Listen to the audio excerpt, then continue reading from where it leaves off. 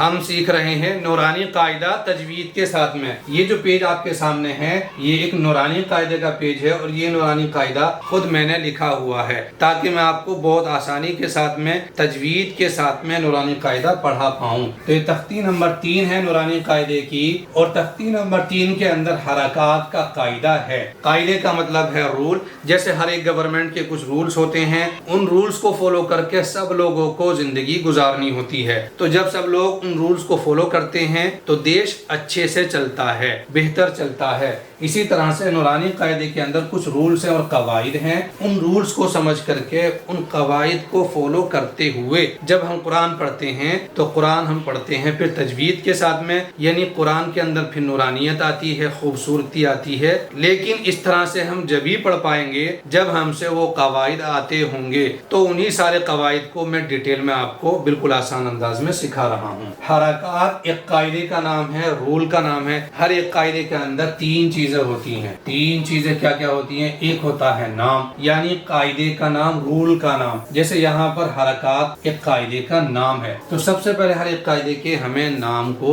سمجھنا ہوتا ہے اچھے سے۔ دوسری چیز یہ ہے کہ ہر ایک قاعدے کے بننے کی وجہ ہوتی ہے، یعنی کوئی نہ کوئی ریزن ایسا ہوتا ہے جس کی وجہ سے وہ قاعدہ بنتا ہے۔ تو حرکات کے قاعدے کے بننے کے ریزنز 3 ہیں۔ 3 چیزیں ایسی ہیں جن کے آنے پر حرکات کا قاعدہ بن جاتا ہے۔ وہ وجہ کیا کیا ہے یہاں پر لکھی ہوئی ہیں۔ پہلے نمبر پر ہے زبر، یعنی کسی بھی حرف کے اوپر، فار ایگزامپل یہاں پر میں نے دال لکھا، دال کے اوپر زبر آ گیا یہ والا، تو بس یہ جو زبر ہے یہ وجہ ہے حرکات کا قاعدہ بننے کی۔ تو دال پر ہم کیا سمجھیں گے؟ حرکات کا قاعدہ بن گیا ہے، کیونکہ حرکات کا قاعدہ بننے کی وجہ زبر ہی تو ہے، زبر کے آنے پر ہی تو بنتا ہے حرکات کا قاعدہ۔ دوسری وجہ کیا ہے حرکات کا قاعدہ بننے کی؟ اگر زیر بھی آ جاتا ہے کسی بھی حرف پر، فار ایگزامپل زیر آ جاتا ہے کسی بھی حرف پر، یہ والا زیر، تب بھی کیا سمجھیں گے ہم؟ دال پر حرکات کا قاعدہ ہے۔ کیوں ہے؟ کیونکہ زبر، زیر، پیش تینوں ہی ریزنز ہیں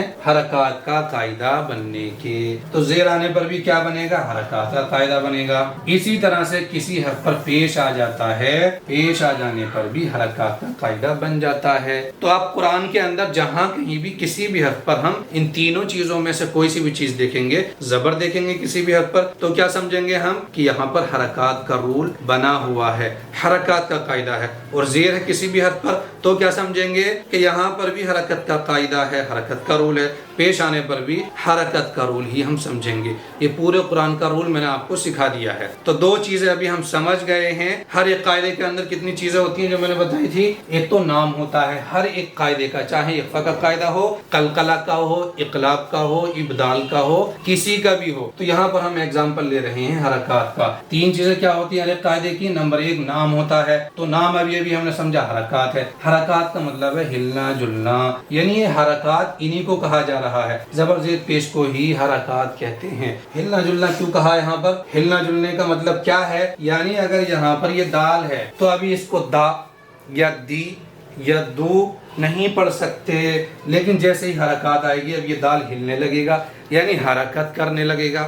کیا حرکت کرے گا؟ یہ دا، اس سے پہلے کچھ بھی نہیں تھا، تو یہ دا بھی نہیں ہے، دی بھی نہیں ہے، دو بھی نہیں ہے، صرف یہ حرف ہے دال، یعنی آواز اس کی کسی طرف کو نہیں جا رہی ہے۔ جیسے ہی زیر لگے گا دی، اس نے حرکت کر دی، اب کیونکہ حرکت لگ رہی ہے۔ پیش لگے گا تو اس نے حرکت کر دی، دو۔ تو یہ مطلب ہے ہلنے جلنے کا، یعنی حرکات کا مطلب ہلنا جلنا۔ تو تجوید کے اندر ہر ایک قاعدے کا نام ہوتا ہے اور ہر ایک قاعدے کے بننے کی وجہ ہوتی ہے، نام، وجہ۔ تیسری چیز کیا ہے؟ ہر ایک قاعدے کے اندر 3 چیزیں ہوتی ہیں نا، تو 2 تو میں نے بتا دی، نام، وجہ، وجہ یہ ہو گئی، نام ہو گیا۔ تیسری چیز ہے حکم، یعنی اس قاعدے کے لاسٹ میں کیا سمجھایا گیا ہے، کیا آرڈر دیا گیا ہے، کیا حکم دیا گیا ہے۔ مثال کے طور پر سمجھیں گے، حرکات کا قاعدہ کہیں بھی بنتا ہے پورے قرآن کے اندر، تو وہاں پر ہمیں کرنا کیا ہے، یہ ہمیں سمجھ میں آ گیا کہ یہاں دال پر زبر ہے تو حرکت کا قاعدہ بنا ہوا ہے۔ یہ سمجھ کر اب ہمیں کرنا کیا ہے، اتنا سب کچھ ہم نے سیکھا کیوں ہے، کیوں سیکھا ہے سمجھیے گا۔ جہاں بھی حرکت کا قاعدہ بنے گا وہاں پر حکم یہ لاگو ہوگا کہ جلدی پڑھیں گے، کھینچیں گے نہیں، یعنی حرکات کا قاعدہ جس حرف پر بھی بنے گا اس حرف کو جلدی پڑھیں گے، खींचेंगे नहीं। अक्सर लोग यही तो गलती करते हैं। जिसका भी कुरान सुनो ना, जिसने 3 मरतबा 10 मरतबा कुरान पढ़ा हुआ है, उसका पढ़ने का तरीका क्या है? अल्हम्दुलिल्लाहि रब्बिल। वो खींचे चले जा रहे हैं। किसको खींचे चले जा रहे हैं? हरकात को। सबसे ज्यादा जो गलतियां होती हैं लोगों की, बहुत सी गलती होती है कुरान में, लेकिन जो मैंने नोटिस किया है, एक्सपीरियंस किया है, वो हरकात की होती है। यानी जहां भी हरकात होंगे उसको खींचना शुरू कर देंगे। जैसे वत्तीनी वज़्ज़ैतून, नी के ऊपर जेर है नून पर, तो वत्तीनी वज़्ज़ैतून पढ़ना चाहिए था, यानी जल्दी पढ़ना चाहिए था। जेर है वत्तीनी नी, लेकिन उसको खींचे चले जा रहे हैं। तो ये तजवीद के खिलाफ है। इतना ज़रूरी है ये इन तजवीद के तमाम कवायद को सीखना। ये कोई मामूली चीज़ नहीं है, बहुत अहम चीज़ है जो कि आपको सीखनी है। नंबर 2 पर किस चीज़ का ध्यान रखना है?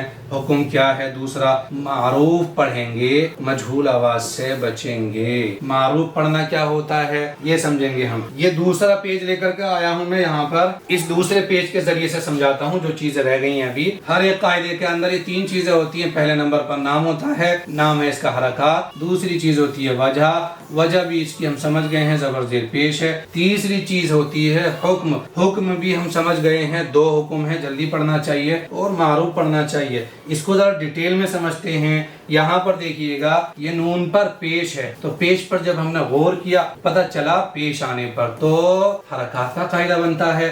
जब यहाँ पर हरकत का कायदा बन गया है, तो अब हमें पढ़ना कैसे है? यानी तीसरी चीज हुक्म क्या है इसका पढ़ने का? जल्दी पढ़ेंगे, मारूफ पढ़ेंगे। तो नून पेश नू, नून पेश नून नहीं पढ़ेंगे। ये नून खींचते रहना गलत है। जल्दी पढ़ने का हुक्म है, खींचेंगे नहीं। तो पहली चीज क्या ध्यान रखेंगे? खींचेंगे नहीं, जल्दी पढ़ेंगे। दूसरी चीज है मारूफ पढ़ेंगे, मजहूल आवाज से बचेंगे। ये मारूफ और मजहूल क्या होता है समझिएगा। नून पेश नू, होंठों को खूब अच्छे से गोल कर लिया, नून, तो ये हो गया मारूफ पढ़ना। लेकिन अगर कोई पढ़ता है नून पेश नो, नो एंट्री आता ना, नो एंट्री का नो, नो, तो ये जो नो आवाज है ये मजहूल आवाज है। मजहूल आवाज से बचेंगे, इससे बचना चाहिए हमें। यहाँ पर समझिएगा मजहूल आवाज क्या है? हमजा पेश ओ, बा पेश बो, ता पेश तो, सा पेश सो, ये सब आवाजें क्या हैं? मजहूल है। मजहूल से हमें बचना है। पढ़ना क्या है? मारूफ पढ़ना है, मारूफ पढ़ेंगे। रा पेश रू, सीन पेश सू, दाल पेश जू, यानी खूब अच्छे से गोल कर लेना होंठों को। दोनों आवाजों के फर्क को अच्छे से समझना है, मारूफ के भी मजहूल के भी। मैंने समझा दिया है आपको। ये तो अभी हमने पेश की मजहूल और मारूफ आवाज समझी है, लेकिन जेर भी तो होता है, और जेर को भी जल्दी पढ़ना चाहिए और जेर को भी मारूफ पढ़ना चाहिए, मजहूल आवाज से बचना चाहिए। यानी पता चला जेर की भी मारूफ आवाज भी है, मजहूल आवाज भी है, दोनों से पढ़ सकते हैं हम, लेकिन पढ़ना सिर्फ मारूफ है। इसी तरह से जल्दी भी पढ़ सकते, खींच करके भी पढ़ सकते, लेकिन खींचना नहीं है, जल्दी पढ़ना है। तो मैंने पेश का मारूफ समझा दिया है। अभी समझते हैं जेर का मारूफ क्या है और जेर का मजहूल क्या है, क्योंकि जेर को भी बहुत सारे लोग मजहूल पढ़ते हैं। देखो मैं सुनाता हूँ, अल्लाहुम्मा सल्ले, सल ले ले, ये है मजहूल आवाज, इसी से तो बचना है हमें। मारूफ आवाज क्या है? अल्लाहुम्मा सल्ली, ली, ली क्या है? ये है मारूफ आवाज। तो यहाँ पर काफ जेर की ये हो गई मारूफ आवाज, और काफ जेर के ये हो गई मजहूल आवाज। मजहूल आवाज से हमें बचना है। यहाँ पर है काफ जेर की पढ़ना मारूफ है और के पढ़ना मजहूल है। के मजहूल, की मारूफ। जेर का भी हमने समझ लिया है मारूफ और मजहूल, इसको भी खींचना नहीं है। नुकीसा,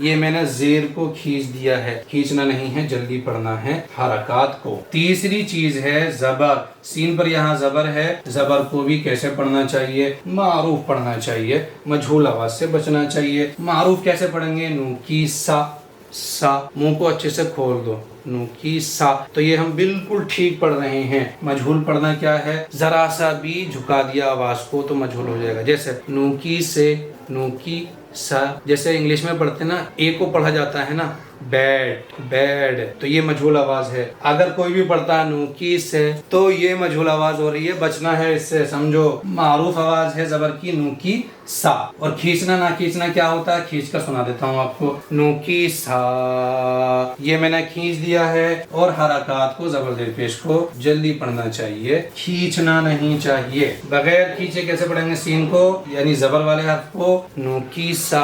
ابھی ہم نے حرکات کے قاعدے کی یہ تینوں چیزیں سمجھی ہیں۔ نام سمجھ لیا حرکات ہے، وجہ سمجھ لی زبر زیر پیش ہے، حکم سمجھ لیے دو ہیں، جلدی پڑھیں گے، معروف پڑھیں گے۔ تو ابھی ہم نے صرف قاعدہ سمجھا ہے، تختی نمبر 3 کے اندر ہے یہ نورانی قاعدے کی۔ تو بس 3 چیزیں یاد رکھیے، باقی سب بھول جائیے۔ قاعدے کا نام یاد رکھ لیجئے، قاعدے کی وجہ یاد رکھ لیجئے، قاعدے کا حکم یاد رکھ لیجئے۔ نیکسٹ ویڈیو میں ہم زبر زیر پیش کی ہجے اور رواں سیکھیں گے۔ صحیح طریقہ کیا ہے ہجے رواں کا، انشاءاللہ ڈیٹیل میں سیکھیں گے۔ نورانی قاعدہ اگر آپ نے تجوید کے ساتھ میں جس طرح سے میں پڑھا رہا ہوں اس طرح سے اگر آپ نے سیکھ لیا تو آپ سمجھ لو ایک طرح سے قاری ہی بن گئے ہیں۔ لیکن ایک چیز یاد رکھنا، ایک ہے سمجھنا قاعدوں کو، مخرج کو ذہن میں بیٹھا لینا، تو یہ 50% کام ہوا ہے۔ 50% کیا ہے، ان رولز کو اتنا پریکٹس کر لینا اور ان کو فالو کرنے کی ہیبٹ ڈال لینا۔ یعنی جب بھی قرآن کو پڑھیں گے ہم تجوید کے رولز کو فالو کرتے ہوئے پڑھیں گے۔ یہ کب ہوگا، جب خوب اس کو ذہن میں رکھ کے قواعد کو، مخارج کو پریکٹس کرتے رہیں گے۔ ٹھیک ہے، انشاءاللہ نیکسٹ ویڈیو میں ملتے ہیں۔